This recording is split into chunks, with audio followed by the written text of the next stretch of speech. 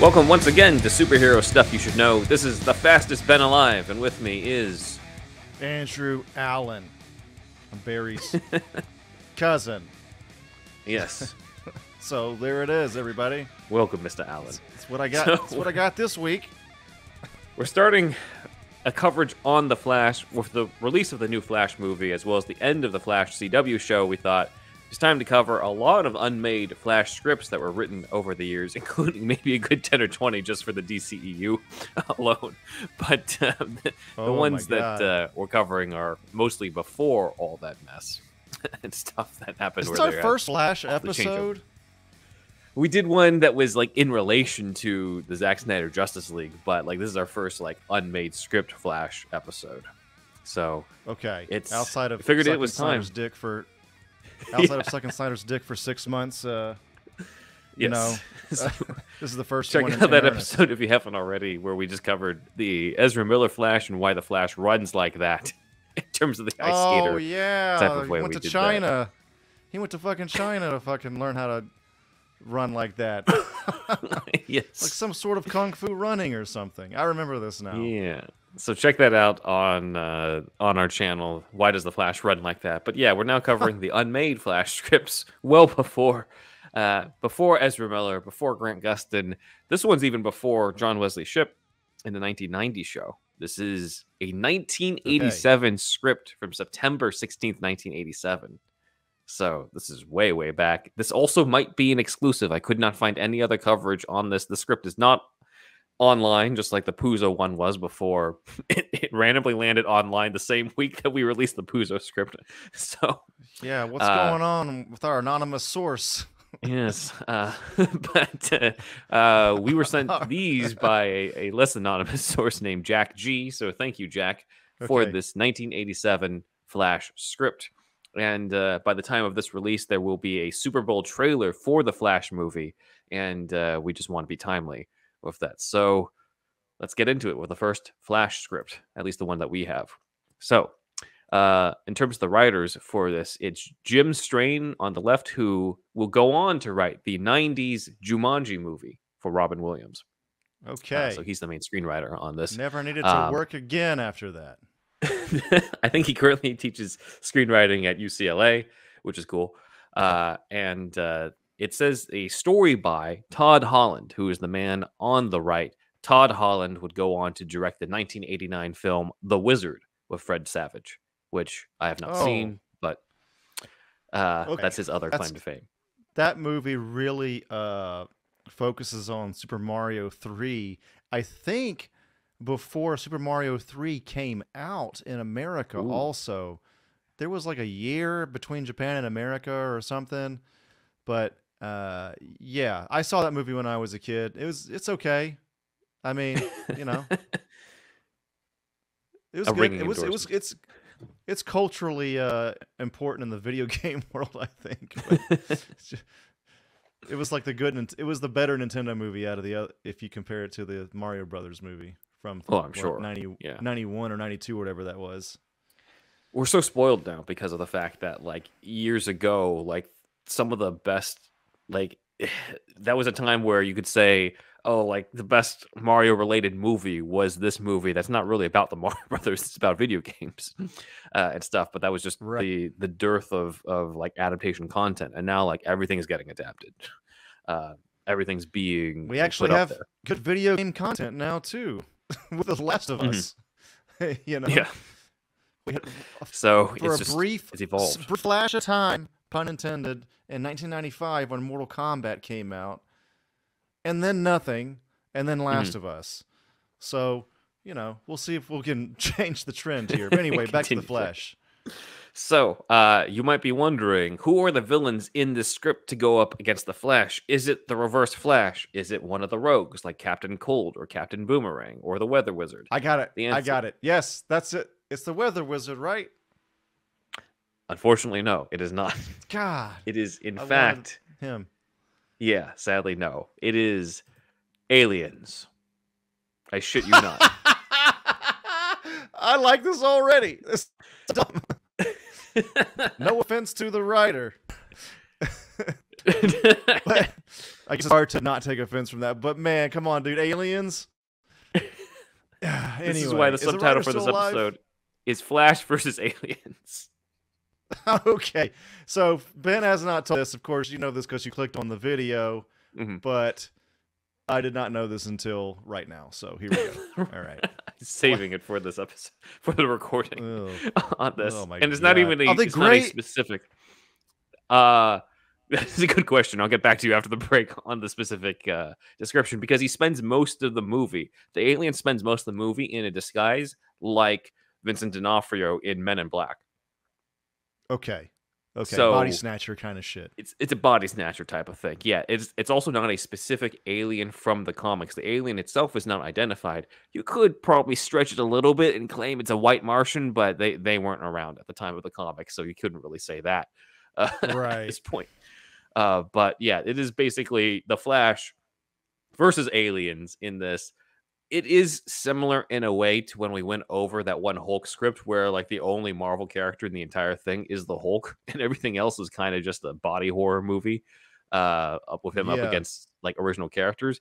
It's kind of like that. There's Barry Allen, the Flash, and he's put in this role that feels like a mix of what's going to foreshadow Men in Black. There's a little bit of Terminator in there, but it's mostly a Barry Allen Flash origin movie, which... You know, again, it seems like, okay, Flash versus aliens, this is weird, but trust me, it does come together well. I'll give it that. Okay. For what it is. If you are looking for he might have had a mandate from the studio, like, we're only giving you Flash, nothing else. Sorry. Figure it out. Thanks, bye. You know what I mean? That could be a thing. Yeah, again, this is during a period of time where superhero movies were not a guaranteed blockbuster. You know, like Superman the movie, okay, that worked with Reeve, but like it was petering out. They didn't know if this Batman movie in '89 was going to work. So like this was really, it's like, all right, I guess we can try this, was kind of the attitude. It wasn't like a guaranteed thing. So I could see that. I could not find a lot of information behind the scenes on this. I hadn't even heard of this until our source on this one, Jack, told me about this and sent this over. I'm like, this is a deep cut. I've never heard of this, but decided to start reading this. Hell of an idea. Yeah. So, aliens, everyone. So, it starts with a meteor shower as aliens crash land on Earth. One of them gets injured in the crash, and so the other one is unscathed and becomes the main villain of this movie. And his main objective is to heal his wounded mate. Okay. I like it already. So, yes. And a park ranger finds the wreckage, but that alien shapeshifts into the ranger, and the ranger gets strangled by his own doppelganger and dies. So, you know, these aliens don't come in peace. So he is in the disguise of this ranger throughout most of this movie. Okay. Also really cuts down on the effects budget since you don't have to have the alien for, you know, basically you have him in the beginning and at the end when it comes to this. Okay. But the guy still kind of has to look a little off and fucked up, but that's you know, probably down to a lot of a combination of the actor plus, you know, some costuming, makeup, prosthetics, like that type of stuff at this time. So that makes sense. Then we meet Barry Allen. He does not describe the alien in the script here at all. Let me pull it up. Or you want to save that? You're saving that for me. Okay. Well, let me actually. It's easy to pull up right now, actually, for that because it's not. Okay. It's not one of those things where I'm just like, it's a surprise, Andrew. It's actually white Martians. Like, no, it's not a surprise. Yeah. It was just literally because I forgot. So I'm interested in the alien design. Is all like, I wonder if they're like the Greys or not. You know, because those are the most classic. And while you're just go on one of my classic tangents, and man, Gray aliens were the scary growing up because it was the most likely monster, like aliens coming to Earth. Like I was never really like into like demons and shit. I think you're into demons more if you grew up Catholic.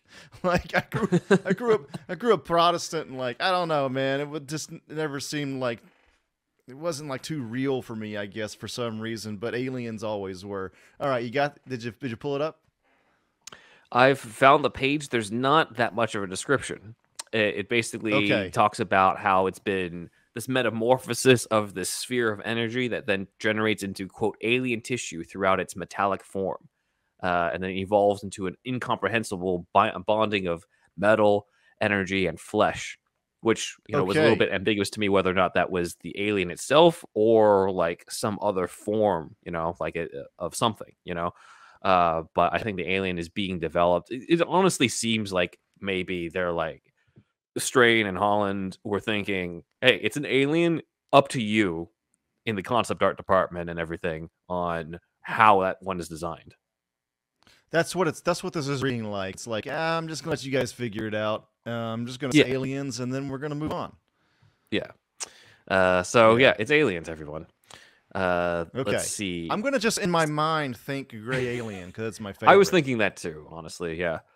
Yeah. So Barry is introduced, and he's investigating a crime scene of people killed during this meteor shower. And during this crime scene, he ends up meeting the female lead, whose name is Laura Ellis, and she works in the crime lab as well. And they kind of have a conflict because Barry is very much a stickler for procedure. Remember, this guy is he is a forensic scientist. He is also working for the police department. He is somebody who's almost obsessed with procedure and evidence and all that type of stuff. These are qualities we definitely have not seen yet in the current film version of the Flash. But I think that it's sometimes easy to forget just from the different media versions that the Flash isn't just some like young, almost Peter Parker type Spider-Man type character. He's also like his own detective. Barry Allen does remind me of Peter Parker quite a bit, actually. Yeah, and I think that's more from the adaptations there than the comics. Yeah, but they're both like really science-based characters. They're in red suits, superheroes. They have red-headed love interests, as we see here. So, like, it's not I out know, of the question. sciencey, kind of like science-based, happy-go-lucky, like mostly like quippy jokes. Usually younger than he's probably one of the youngest Justice League members. He's on the young side, like Peter Parker. Like there's a lot of similarities, I feel like. Gustin could have also killed it as Spider-Man in another world, I think. Definitely. I think he would have worked. Definitely. Yeah. Yeah. That is right. Yep. There is no Iris in this. Iris West is the common love interest for Barry Allen, but there's no Iris in this. It's Laura, but she's basically Iris. She's basically Iris who works at the police department instead of being a reporter.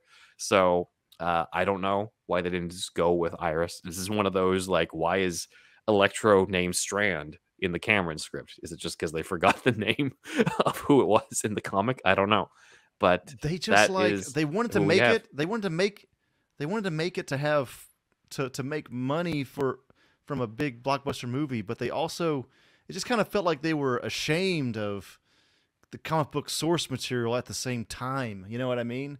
Like they didn't wear, the studio didn't wear the nerd badge proud like we do now. Well, we always have, but the studio, you know what I mean? I don't know. Yeah, it's just a different world now, obviously. Yeah, I feel like that's like one of the biggest factors of the MCU was just like, no, it is a full-on comic book world. And people will look like they do in the comics. There's a talking raccoon and a talking tree. Like that's where it really felt like we are not ashamed now of that. Now, maybe it's a little bit evolved into being self-referential and making fun of itself at times, but like in early MCU was very much like, like in most cases, maybe with some exceptions like the Abomination and Incredible Hulk, but most of the people pretty much looked like they stepped out of the comic in terms of design, or I gotta say, really going forward into that type of stuff. The first movie that really to me felt like that we're making a fucking comic book movie was the first Avengers. Like, of course, the movies leading up to that, and of course the comic book movies before that to a certain degree, but I don't know why, but the shots in that big plane where I think Cap and Thor talking to each other, I believe, that just looked like a comic book panel to me. Like even, I don't know why. Not even the action scenes up. Well, we weren't that far in the movie yet, but I don't know. I could just envision that comic panel. Anyway, back to the. Let's see. There's a different origin in this one than the one from the comics and the TV show. Here, the alien's presence on Earth creates these spheres of energies that sort of show up around the area, and Barry discovers the sort of alien sphere.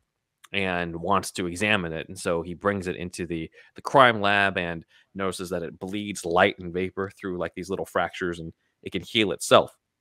So Barry tries different experiments on it, eventually trying to drill it into it with a diamond drill in the machine shop. And he's able to get it open, but that in itself causes an explosion. Barry survives, but the sphere releases a red aura that overtakes his body. And his body, when it absorbs it, starts molecularly tearing itself apart until he can like start vibrating in resonance. So if you're thinking what I'm thinking, this is exactly what happens. Barry gets his powers to be the Flash from Aliens in this script. It does tie the villain together with the hero, but it's a different origin from what we got in the comic. This is sounding so much like I'm on recon, y'all. I mean, I'm not why trying I thought you would like this. I did.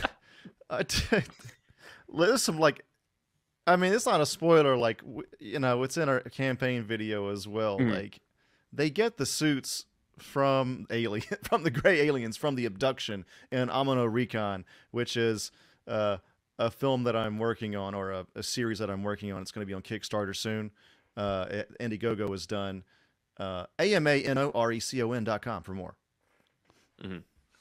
Yeah, and I also, for the Ranger dude, because he's got that hat, I did actually picture the villain in your campaign video as the actor in this as I was reading through it sometimes. I was like, oh, yeah. Okay. He had like the full like suit and like a Men in Black kind of thing? Well, no, it's mainly just the description that the Ranger had. He's in a park ranger outfit in the script, and he has this brimmed hat, and I just picture the dude in your thing, even though like it's a different outfit from the neck down, but like it's the hat and some like creepy looking dude in a thing that has to do with aliens and people getting superpowers from aliens. We wanted an hour for it to be like the conspiracy theory version of the Men in Black, because the Men in Black Will Smith movie and those comics are based on some sort of, conspiracy theory that's been around for a few years. But that's another story for another day. Yeah. Yeah, but yeah, this is basically Amano Recon Flash version. I'm loving it.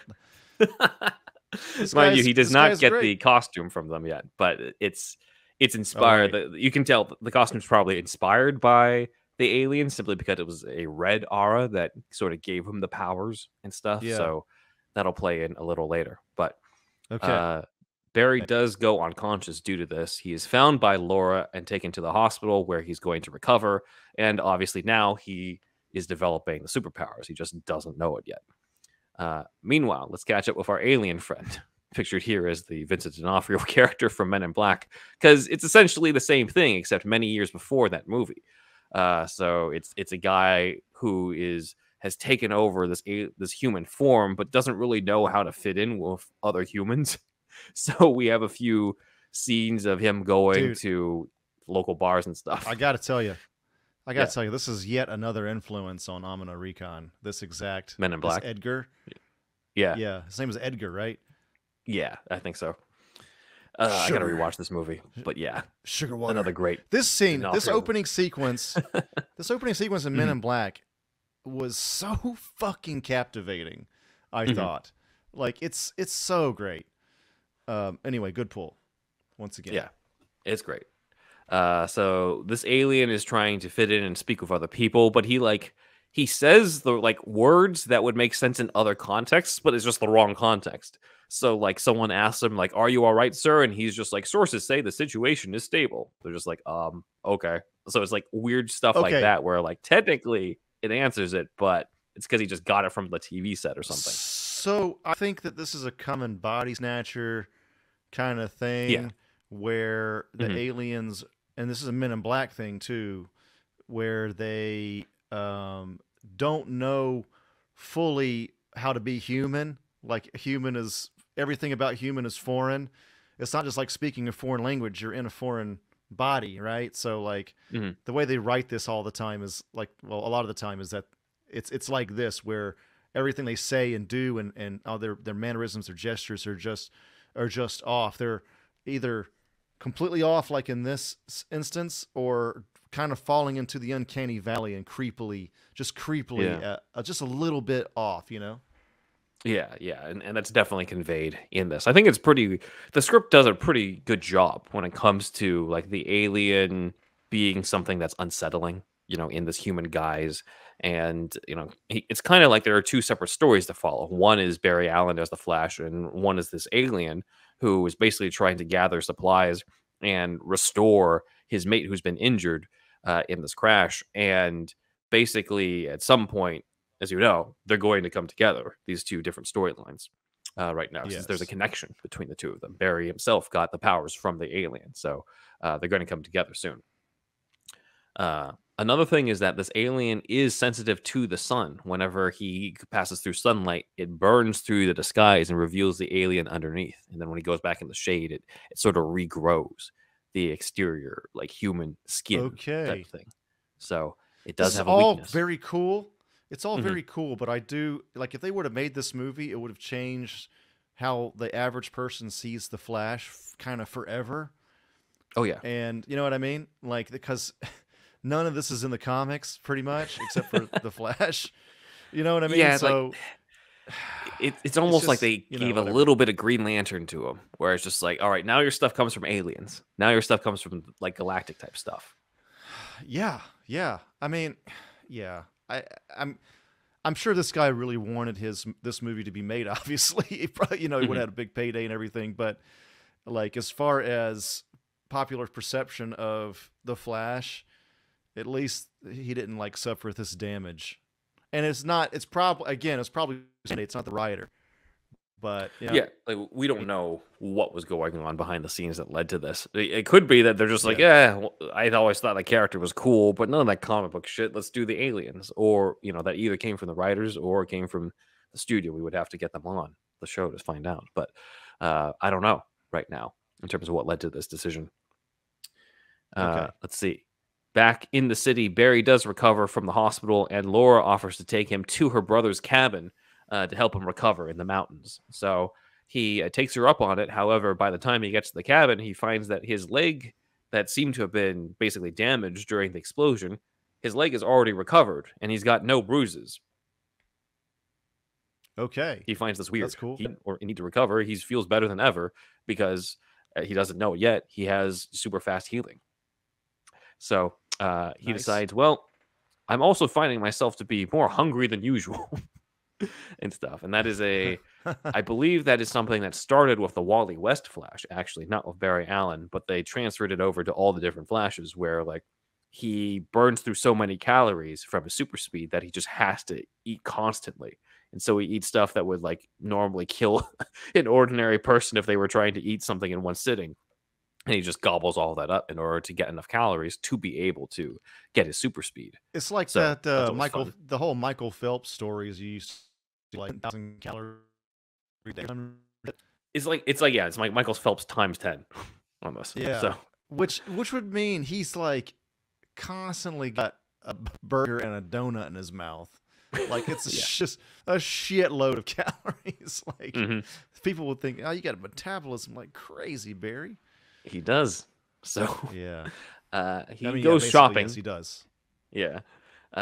He goes shopping because he's hungry, and he does accidentally knock over a display of cereal, but he notices that he watches it topple over in slow motion, and he's able to catch it and retrieve everything in midair and fix it before setting it back right. That's the first clue to him that something unusual is happening. It's his first display of super speed without him really consciously trying to channel it. These Only a little scenes, girl witnesses the this. these scenes always work for me. Like the accidental discovery Hmm. of the powers. Yeah, It's these great. scenes are. I love these scenes.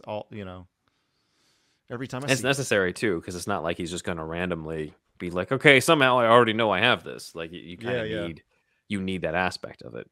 And again, this is Spider-Man like this kind of thing. Kind of, yeah. It's You know? it's like Andrew Garfield when he wakes up on the subway and he just accidentally starts a fight, or when he wakes up at home and he basically destroys his faucet and stuff like that type of stuff. Exactly. I love that fight scene where he's kind of just doing everything by accident. Hmm. It's that type of energy here. But in 1987, before either of those movies, which is also again Exactly. what makes this cool. Even though no, it's not a true adaptation of the Flash compared to the TV versions that made their own changes, but at least still had certain aspects there. But it at least stays true to the spirit, I think, in terms of Barry Right. specifically. Mm-hmm. Laura goes back to work at the police precinct where they find the body of the original park ranger, and they suspect that he's been strangled, but they don't know the cause. She is mainly in charge of fingerprints, so she gets fingerprints on the ranger's neck, only to find that the fingerprints match his own hands.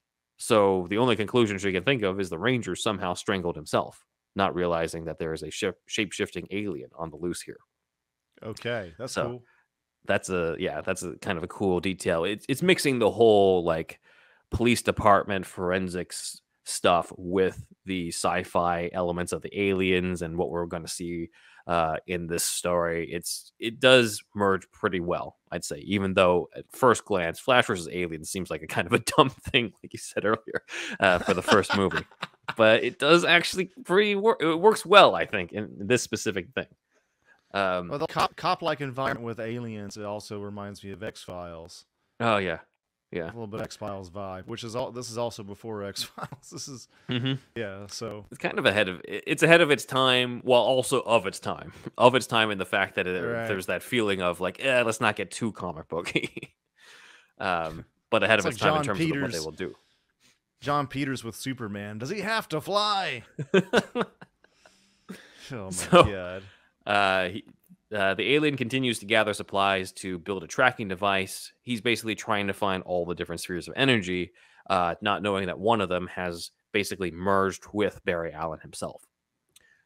Meanwhile, Barry himself needs energy and needs more calories, so he goes to a nearby diner and ends up accidentally phasing and vibrating through a window onto the other side. Okay. One of the people there's a little Easter egg that somebody there has a Superman comic book. So there is a little bit of a shout out there. Nice. DC shout out there. So that's cool. And as he starts sort of trying to figure out what's going on, his clothes start sort of going into flames and he ends up running, taking off, not really knowing what the hell's happening to him. There's also a funny line here where Barry has a dog accompanying him named Daryl, who watches him go, and the script says, quote, "If a dog could say, what the fuck?" ...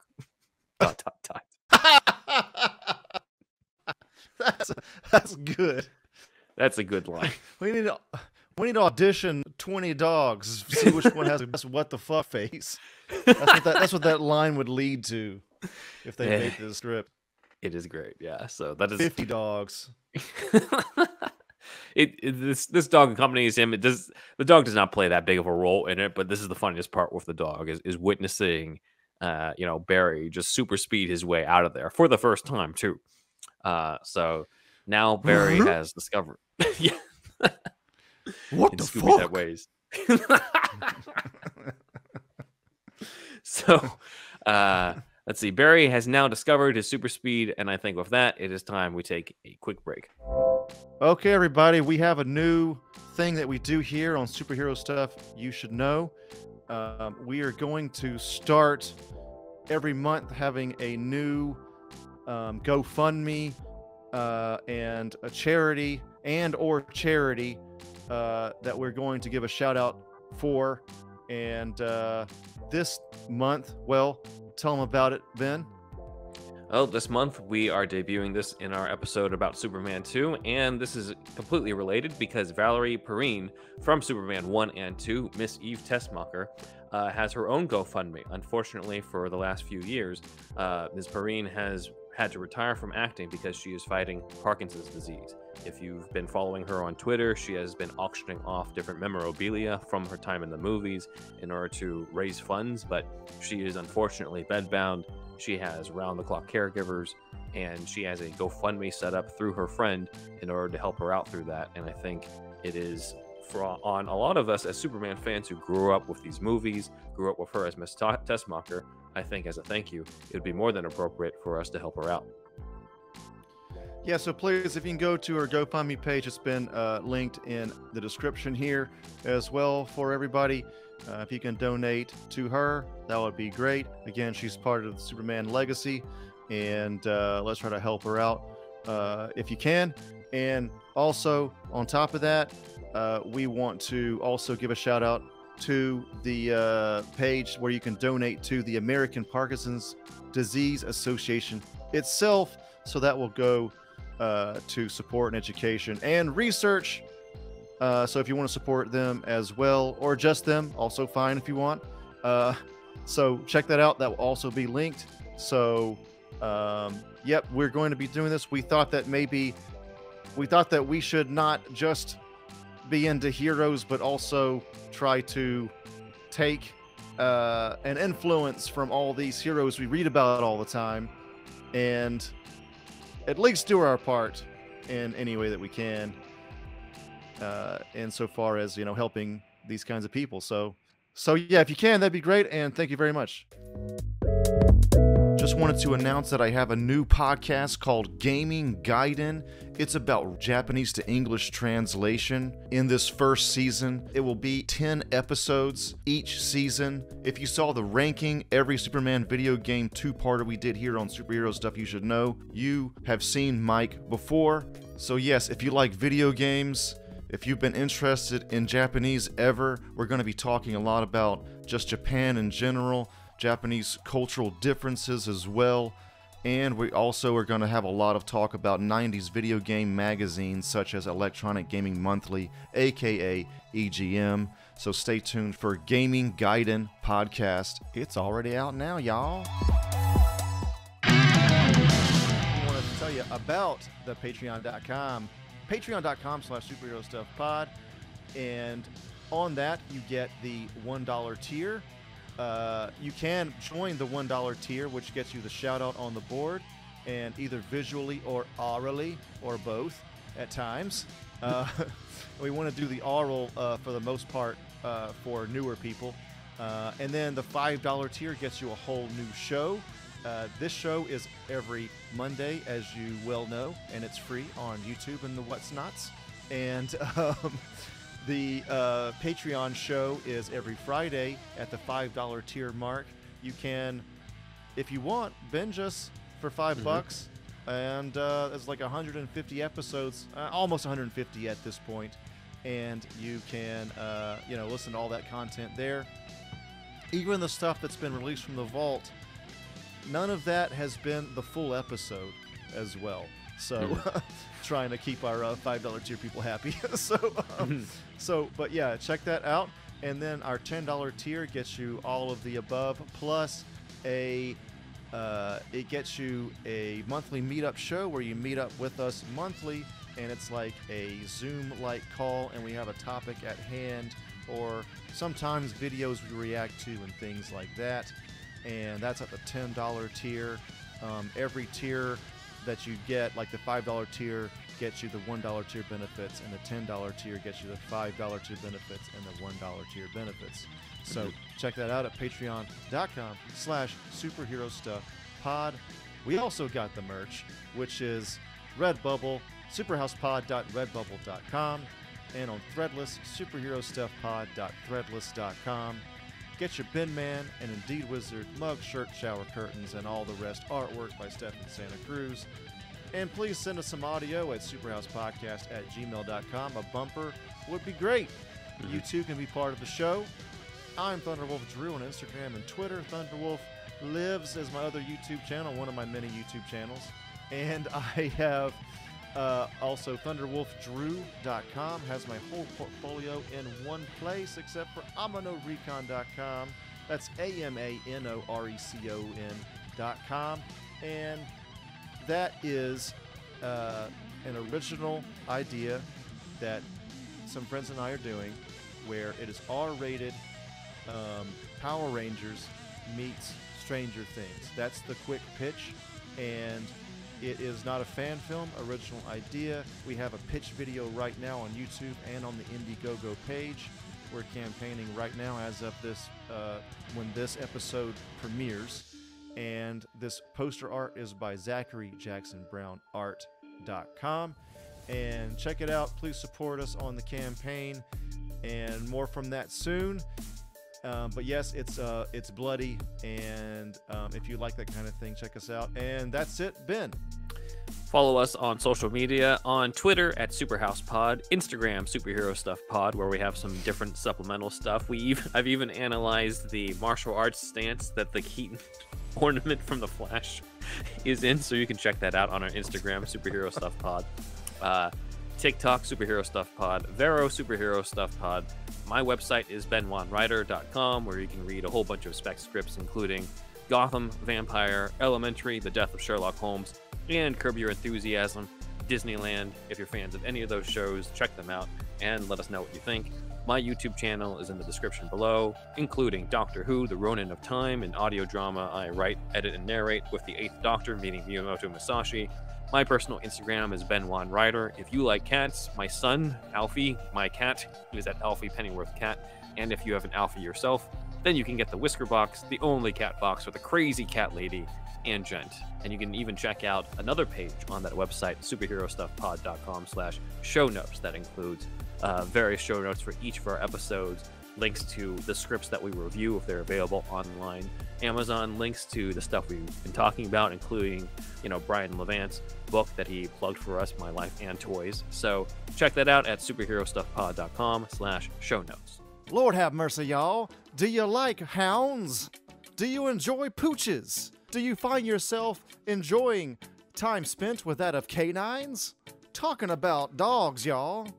As you might have heard, Superhero Stuff You Should Know has now teamed up with BarkBox. For every month, you get a box for your special canine. Pooches. Or hounds. That's right. One free extra month if you go to barkbox.com/superherostuffpod. Follow the link and you'll get a free extra month valued at $35 and valid for all multi-length plans. So get the BarkBox for your hound, for your pooch, for your canine. Your doggo will thank you. Hey, this is Alex Ramsey, host of the What Mean podcast, and you are listening to Superhero Stuff You Should Know.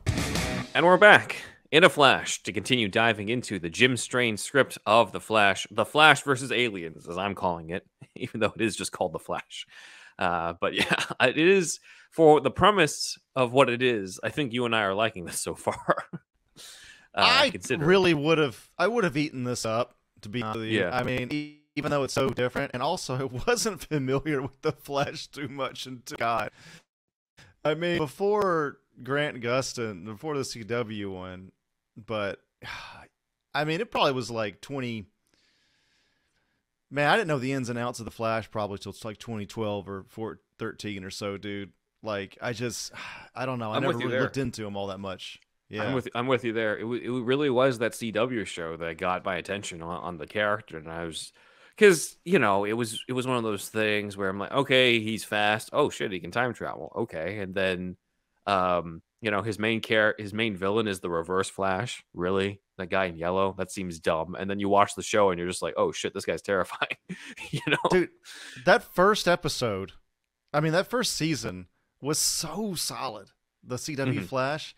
The finale was one of the best finales I've ever seen on TV. I feel like it was really up there, though. It was up there. It is great. And I think one of the episodes that I'll be prepping is the fact that one of the Flash movie scripts that is in our possession is one from Berlanti. It was written before the TV show. And I think episode ideas for the TV show began in that movie script. So okay, we can cover that's that. Cool. So anyway, we left off with Barry super speeding with friction causing his clothes burning, as we're seeing here. However, unlike Grant Gustin on the CW, where that happened to him, Barry is now a naked man going at 55 miles per hour. Just cock flapping in the wind. Dicks just swinging there. And he gets the attention of a sheriff because of the fact that he's going 55 miles. He's basically going over the speed limit now, and also looks like some pink blur at that point, because I can't see it's a naked dude at that point with how fast he's going. But not red but off. Pink. Yes. So oh my God. He's just not able to catch up to this weird blur that just goes by. And it kind of harkens back. There was a TV promo for the CW show where there was like some patrolman looking at his speed gun, and then suddenly the Flash goes by and he's just like, what the, like, it's a common trope. Yeah. You kind of have to do that, I guess. Yeah, it's great. So Barry does wake up naked the next morning, finding himself like his body is just constantly like vibrating and stuff because he can't turn off the speed unless he trains himself to turn off the speed. So he kind of has to like figure out how to force himself to stop and like control his powers and control his movements, which again, like it makes sense for this type of thing. It's an origin story, you know, like with this type of power, it would make sense that he would need to do that. And he's naked now, so he does steal clothes off the clothesline like Henry Cavill did in Man of Steel. But unlike Henry Cavill, he does get caught. It says, quote, Barry shrugs, grins sheepishly, then darts away. Only then does the woman's expression hint at a repressed delight in the moment. So she liked him naked. Anyway, so Barry does go with the stolen clothes, goes to a shop where a woman gives him a cloth that is heat resistant because he can't just run around naked and stuff. So he asks, is it really that heat resistant? And she pulls out a blowtorch and basically just completely just blowtorches the entire thing and demonstrates that, yeah, it definitely is fireproof. And he's like, okay, I want a ton of that material. And so he builds a suit out of that. Lady, you were just waiting to use that torch. You really the day has come. Yes. How long have you been waiting to use that, lady? That's what Barry should have asked in the script. Yeah. So, meanwhile, the alien is trying to hitchhike his way back to his spaceship, to his companion. A woman does pick him up and does seem to be attracted to him, only to realize how weird he is. And he ends up stealing the car from her and takes off. So how weird he is because he's just kind of weirded out from all the events that's happened in his life recently. Well, this is the Ranger. This is the alien. So he's got like the shoe on the wrong foot. He can't really talk very well, like that type of stuff. So because we're following the alien and the Flash origin at the same time. So that's kind of what we got Edgar up in the visuals right now to reflect that, but that's kind of what the alien's doing. Barry, in the meantime, creates a prototype suit. However, right now it is a skin-tight white suit because the material was white beforehand. So he's White Flash right now, but he does try to take it on a test run. He is able to create a sonic boom, which is great. However, he ends up crashing right into a sign. And he also, from how much he's running, he smells his armpit and decides that it's really time for him to put this in the laundry after that because of how much he's been sweating in it. You know, so going back to the CW Flash, because he had like kind of the worst suit at first, like a worse one in the first episode, and then he gets a better suit. It's not just an evolution of a guy figuring out the suit. There's like a psychological thing for the audience where if they see like a worse suit, but then you introduce a better suit, it's they'll accept it more than they would. Like if part of the audience might think even the good Flash suit is lame, you know what I mean? Mm-hmm. So I don't know why they'd be watching a Flash thing at all in the first place, right. But you know, just to even win over those people, you kind of introduce a worse suit first. So like whenever you finally get to the good one, it's an improvement. So it's like it kind of like psychologically tricks the audience in some way. Do you know what I'm saying? Yeah. And I think it was earned in this show in a way because of that, but it kind of got to ridiculous levels where like in the final season, they're basically hyping up the fact that he finally has golden boots. It took 9 seasons for him to finally get the golden boots. And I'm like, okay, maybe this is I get it in the beginning, but at the end of season 1, he should basically just have the Flash suit. With the season 1 at the end of season 1 at the very latest, you know. But that's just not how it ended up turning out. Oh well. So he does put the white suit into the laundry, and it comes out pink because there's a stray pair of long underwear in it from the cabin. So now he's got a pink suit. It's going to evolve. It's going to evolve still. But he decides to add, quote, Mercury-like winglets on the hood of it. And then he decides, you know what? I should confide in Laura about this. So this is an interesting thing because in the context of 1987, the writers say, fuck the whole secret identity thing. He's going to tell his girlfriend. Like they just go right to Okay. it. Okay. Which is innovative at the time. Like these days, it's just like, well, yeah, of course you would. But like back in 87, not so much. You know, people were freaking out about Alfred letting Vicky Vale in the Batcave in 89. Like it just wasn't a thing. But here, Barry decides, hey, I'm going to show up and I'm going to show her I'm this new person with the super speed. So he shows up in the pink outfit and she's in the car and she just thinks he looks ridiculous, of course, because I mean, frankly, he does. He's not in the full Flash outfit yet. And he's like, I'm thinking of dyeing this red and adding some gold flames. And she's like, well, why stop there? How about a thunderbolt? She says sarcastically. And he's like, hey, thunderbolt's not a bad idea. So she kind of gives him that idea. But as she's driving and she thinks that he's kind of crazy and is wearing this weird outfit, she looks and sees that Barry is somehow able to keep up with her as she's driving. That's when she realizes he has super speed. So I thought that was a cool visual reveal to her on this. Yeah, that's cool. On his powers. So that's pretty cool. She wants more of an explanation of what's going on. And he sort of shows her that he can vibrate, which of course is appealing to her. And he even massages her shoulders and tells her to leave everything to the incredible vibrating man. And she seems to like sort of lose herself a little bit for a couple seconds. Not too much, guys. It's still a PG movie, but she stops herself and stops him saying, keep your magic fingers to yourself. So, I mean, yeah, this is like a thing, right? Like they want to, make the Flash is a human vibrator, essentially. Right? Yeah, but they also have to make this kid friendly in a way. So they don't completely go there, but as an adult reading this or watching this, you're like, okay, I can see I can see what the appeal could be. Yeah. Because he is called the fastest man alive.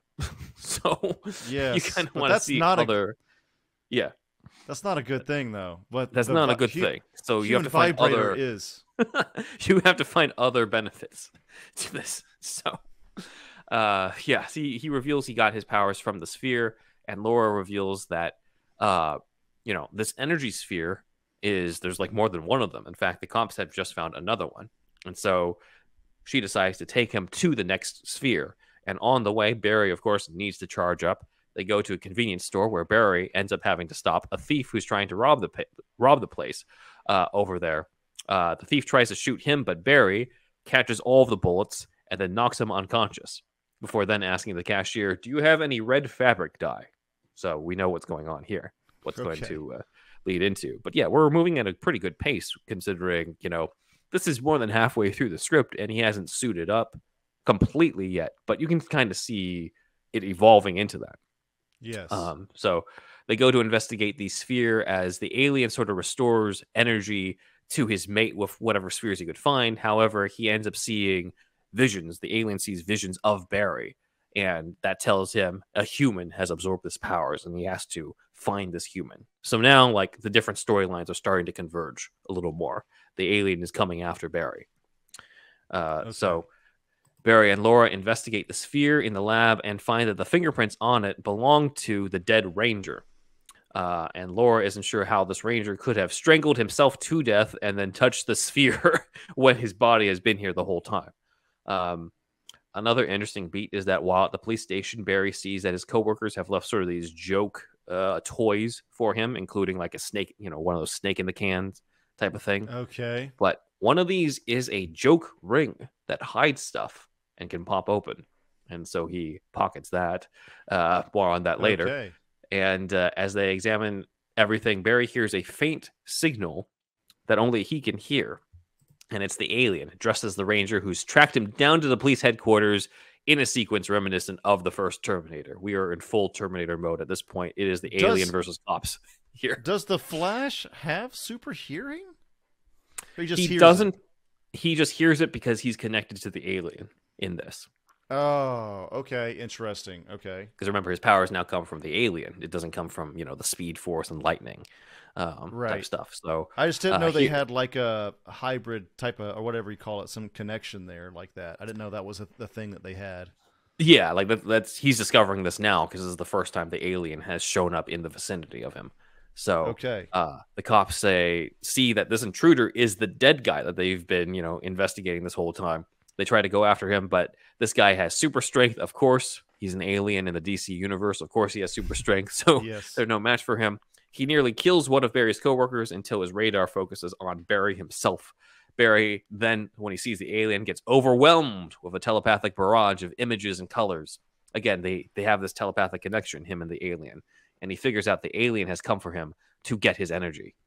The cops fire on the alien, but nothing works, of course, because, again, he's an alien in the DC universe. Of course, he's bulletproof. It can't be that easy in this. Because of the bullets bouncing off him, however, Barry Allen is hit by the bullet that was meant for the alien, and so he's wounded here.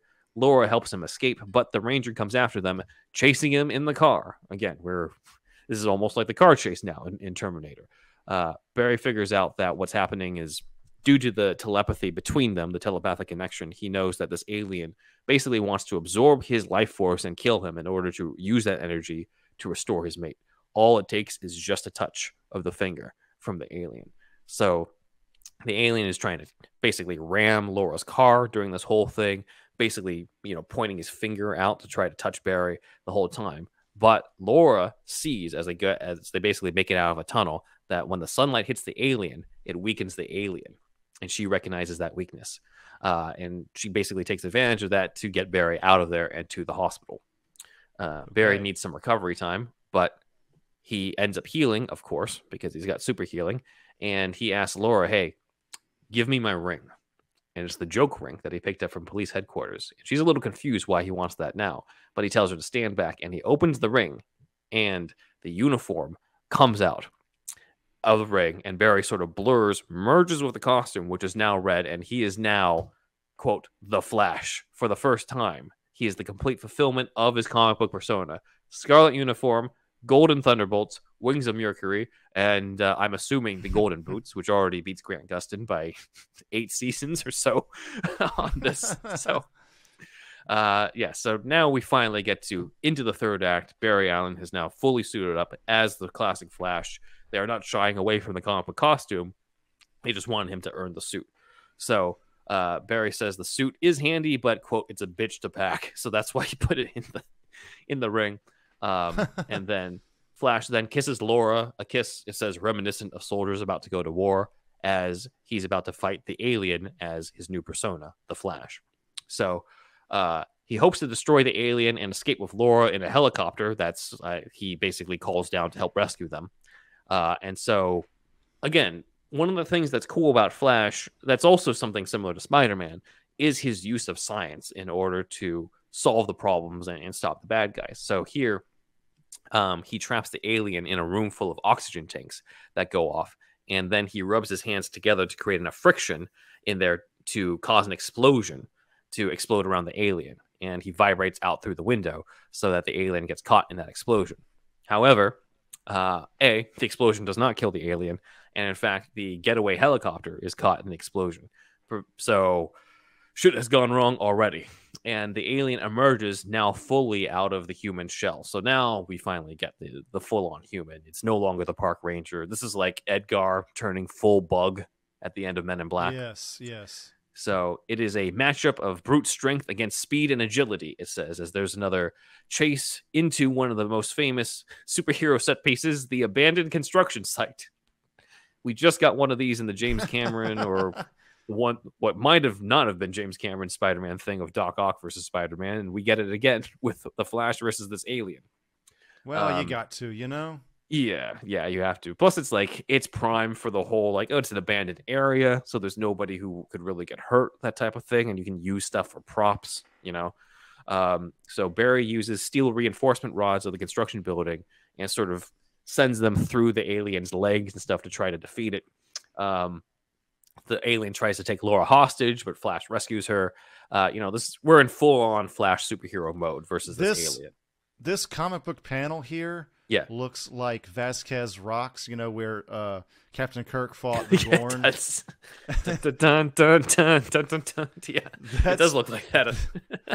That's the image I had in my head, but you said it's abandoned warehouse. Yeah, yeah. I mean, look, we basically tried to find stuff where Flash fights aliens outside of just him teaming up with the Justice League. So I was like, hey, pull it from this comic, which is him fighting off a bunch of alien invaders. But I think it is the first comic, the one I'm showing here, where Barry time travels. So he and Wally both time travel for the first time in this one. So that's another thing that's significant about this. It's called The Conquerors of Time is the name of that comic. So check that out. It's from the Silver Age. But yeah, Flash recognizes that this alien is mostly electrical energy. And he says, quote, energy to energy, dust to dust, as he baits the alien to come towards him. And the steel rod that went through the alien's leg hits a power line and electrocutes the alien, tearing him apart and disintegrating him. That's the end of the alien.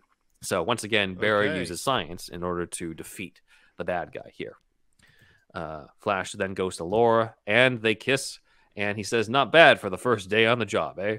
So he's feeling pretty confident about himself. It says, this is only the beginning of a lifetime adventure. But we are not done, because as they kiss, we go into a cave where the other alien resides, and we hear a faint tone pulsing before we fade out. So they hint that the other alien is going to be the villain of the next movie, and this is just going to be the Flash versus aliens for the entire franchise. Again. And I'm like, unless there's something like really special about this other one, isn't it just going to be the same movie?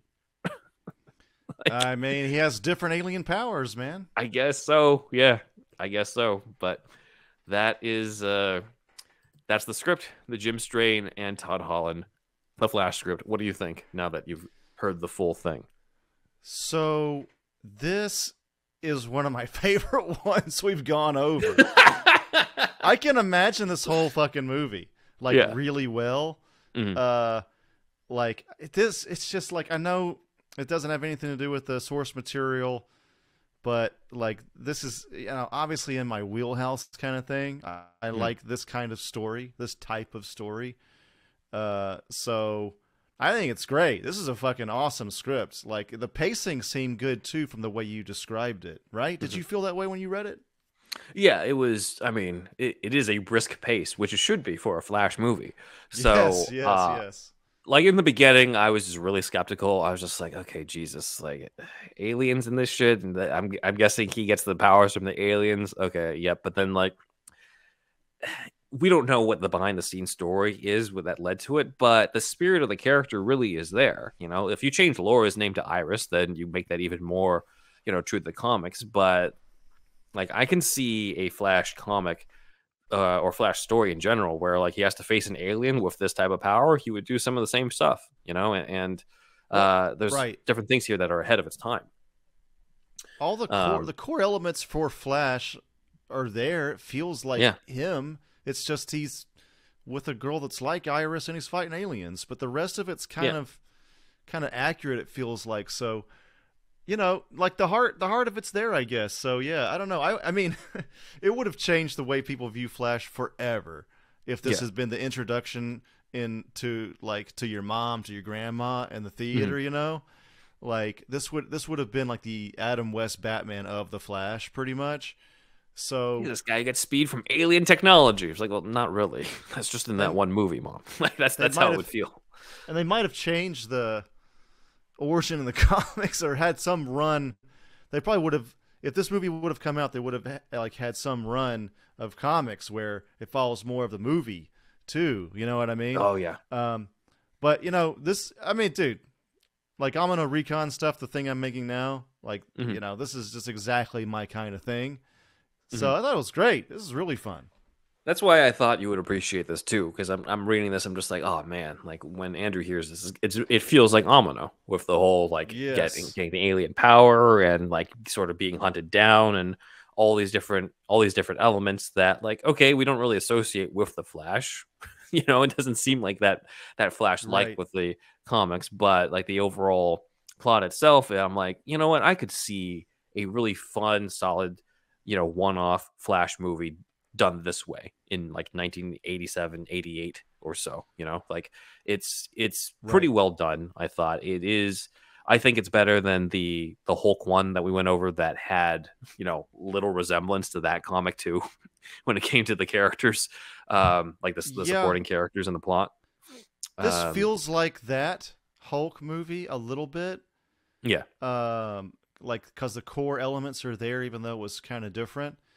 And the heart of it, the heart of the character is there. And like, I can just see these movies coming out at that time, and having a similar vibe for sure. For sure.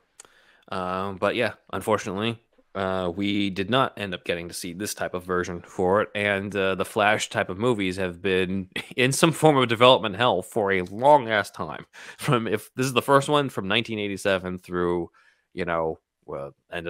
ending up in 2023 of this movie, assuming this movie does get released. It looks like it definitely will, but some people still, based off of what recent events, have been wondering with Warner Brothers Discovery if it actually is still coming out. But it seems pretty likely it's coming out, especially if by the time this gets released there's already a Super Bowl trailer. It's coming out. So we will be covering other Flash scripts. The next one that we have access to is might not be the one that we cover because it doesn't actually have Barry Allen as the Flash in it. It has Wally West because Wally West was the Flash at that time. So that was in 2006. That is from David Goyer. And the idea at the time was Ryan Reynolds as Wally West. That was 2006. So we might do that next. We might skip that in a bit and just cover the Barry Allen stuff and then eventually find our way back to Wally. There's another one from Chris Brancato. And then the big one that I think we'll do in conjunction to whenever the finale to the CW one is the one by Berlanti, Mark Guggenheim, and Michael Green that sort of evolved into the CW show that, basically brought the character to both of our attention and to a lot of people in pop culture, I'd say. Yeah, I think so. I think they really could do a lot with the Flash. I mean, I know growing up with the Ninja Turtles especially, I really connected to any kind of character that was humorous. Mm-hmm. I loved the comedy, and I love Batman too, but like I feel like with having a comedic character like the Flash, kids, especially kids, really latch on to a character like that. They see themselves in that, like Spider-Man also, of course, right? So yeah, I mean, I think it's just like we'll see with the Ezra Miller one if that comes out, and like they'll finally see if they'll finally unleash the Flash potential that's always been there. Yeah. So until then, that is superhero stuff you should know. Big thanks to Dan for the different visuals on the YouTube video. And moving further into the fan comments, we're going to go over the comments on the Mario Puzo Superman script that we went over. So Ander Ortega said, about Mario Puzo's interest in Superman, I've heard that he was always invested in comics, even attempted to write in Marvel, but found it too hard and enjoyed the George Reeves TV show. I know you and I have sort of found some similar things that may or may not be true or could just be things that people said, but the Marvel one for sure is actually accurate. That I think we've talked about on the Patreon, where Mario Puzo, crazy enough, did know Stan Lee and did try to write for Marvel Comics, but Puzo wrote a 200-page script for Superman. He could not write a 20-page Marvel issue to save his life. So that's something that he writes about in the Godfather papers. Maybe, but I don't know. I'd like to see that script before, but yeah, maybe it was long-winded as well. I'd be curious which character too that he would have. Oh, right. In terms of Marvel, right? Like, I know, right? Maybe it might have been Spider-Man, since Spider-Man is kind of again, there's DNA of Superman in Spider-Man as well. So like maybe Spider-Man, but it could have been someone else. Fantastic Four. Doctor Strange would be interesting. All this type of stuff. So Punisher wasn't around then, right? I'd have to look in terms of when Puzo would have tried to do it as well. Because I don't know when specifically he tried to do it because I don't have he does. I know he talks about it in the book, The Godfather Papers. I just don't know what time period he's talking about. If it's before, if it's before his 1975 draft, then let me just double check here because I'm pretty sure the Punisher was still the 70s. Yeah, the Punisher is created by Jerry Conway, John Romita Sr. 1974. Oh yeah, so that's just a year before he writes the Superman 1975 draft that we went over. Okay. Same year as Godfather 2 is when Punisher comes out. Okay. So maybe it's a possibility. Yeah. Dustin Gibbons says, did you guys ever watch the Death and Return of Superman 2-part animated films? They do the reverse of the I've Got You scene with Lois holding an injured Superman. No joke, first time I saw it, almost brought a tear to my eye. It's a solid adaptation. It's better than the Superman Doomsday one. Yes. But it is that's a solid adaptation of that. We went over kind of the Death and Return of Superman type stuff with Zach when we were doing our big Snyder coverage and stuff. But that one pretty much was the one I think that won out in terms of the best version of that story. So yeah, for sure. Thank you, Dustin. And then Dynaguy says James Caan said on the Howard Stern show that Brando tried to get him to be Superman, so Caan read Puzo's script and said it was very silly. Well, now we know. I mean, there you go. Coppola was able to really improve the script for The Godfather since he was an Oscar-winning writer himself. Yeah, I mean, look, Puzo still wrote the Godfather novel, which was the basis for the movie. Without that novel, you still wouldn't get the movie. But there still is an art to adapting, a book into a movie in itself. And there are definitely a lot of deleted scenes from the original Godfather that didn't make it in, that were trying to adapt the book, that just didn't really move the story along and were the right calls when it came to Coppola. So, yeah, I think it's a valid point, but I'd still say Puzo still had some, obviously major contribution to The Godfather being the originator. But yeah, it does sound like Caan might have read this script, if not the one by the Newmans and Robert Benton a little later. So, thank you, Dyna Guy. And with that, on to the shoutouts. All right, everybody. Thanks to everybody on the board here, and especially some of our more recent people, such as Kevin R., Derek O., Renee V., and Braxton W., and of course our other supporters. And we've told you about our friends, and we want you to do us a favor. We want you to tell all your friends about us. In a flash. And run hard. Run, Barry. Run a lot. Don't trip. It's dangerous. Run till that. Okay, bye.